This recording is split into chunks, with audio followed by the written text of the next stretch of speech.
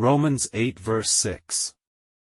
For to be carnally minded is death, but to be spiritually minded is life and peace. Indeed, in this day and age, God gave the most difficult test to the Church of Zion. Although only Zion has this experience, it will not only test Zion.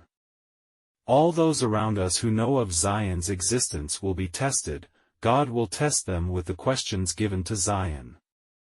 However, we are in the midst of it, so we can officially take the high score. They're on the edge and will get a make-up score. If they don't know how to react, they get 0, the one who attacked us got a negative score.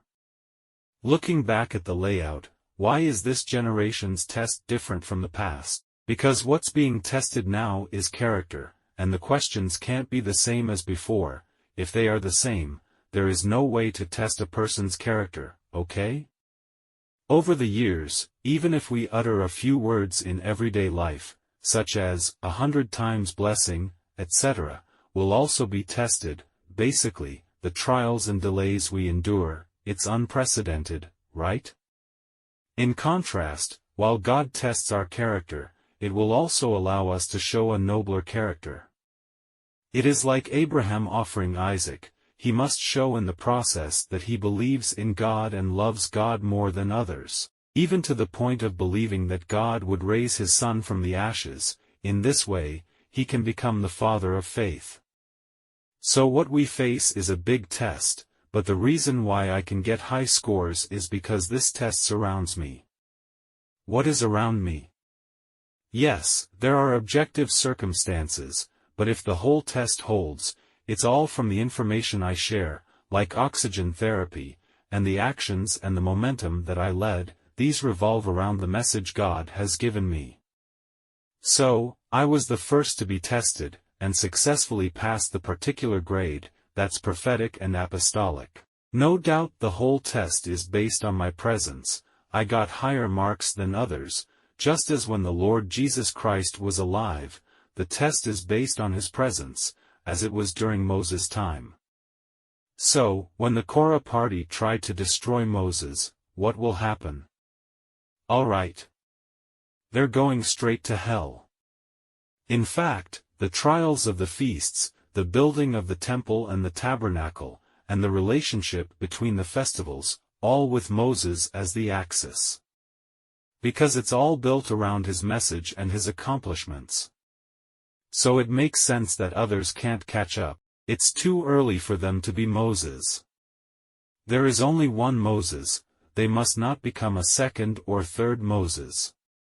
Even until Joshua came along, and all the way down, no one else's experience can turn into a festival, so that future generations can keep the festival for 1,500 years. If we look at it this way, the same thing happened to the Lord Jesus. The message he brought also revolved around his experiences from birth to crucifixion. Since then, its influence has lasted for 2,000 years. During the whole process, no angel ever came down. It is all about the role models and legends of the dispensation of a generation by human beings born in the world. This perspective allows us to see things that didn't happen in history that we thought would occur. If God would bring down a seraph and start the temple period for 1,500 years, or even send Gabriel to serve on earth for 3 years and begin the New Testament era. These things will never happen. What about the next millennium? Of course, people at that time must have had authentic experiences of faith, but the truth is, as long as the bride has a true faith, and its influence will last into the millennium, right? That's why I started to see this phenomenon. Yes, I have my own responsibilities. I'm the one who officially started this legend. It means the end of my life or even the rapture, and the information that surrounds me will become a legend, so that people in the next 1,000 years can know God through this. In this process, my deconstruction of faith has indeed moved far away from the Mosaic era. Even all New Testament times, because I have spoken what is the true meaning of faith and spirit, and how to grow in the context of life and simplify it. thus breaking down the faith into a way that is easier to implement. Therefore, our previous generation was not a generation that received huge rewards at all. After all, each generation has its own particular puzzle. The more complex the puzzle, the greater the demands on the solver and the greater the reward for successful solving.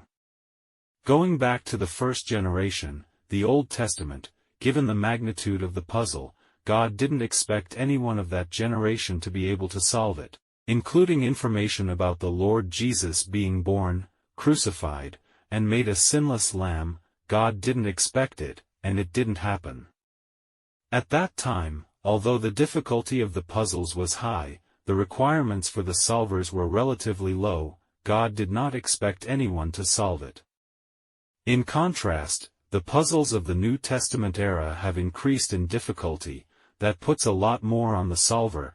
Therefore, the reward for successful puzzle solving is to become a bride. In the age after us, all the mysteries have been solved. God's requirements for that generation are naturally low. In this way, those who come after will not have the qualities that the bride possesses. Even the temple established by the bride was officially completed. Then, no one will build the next one.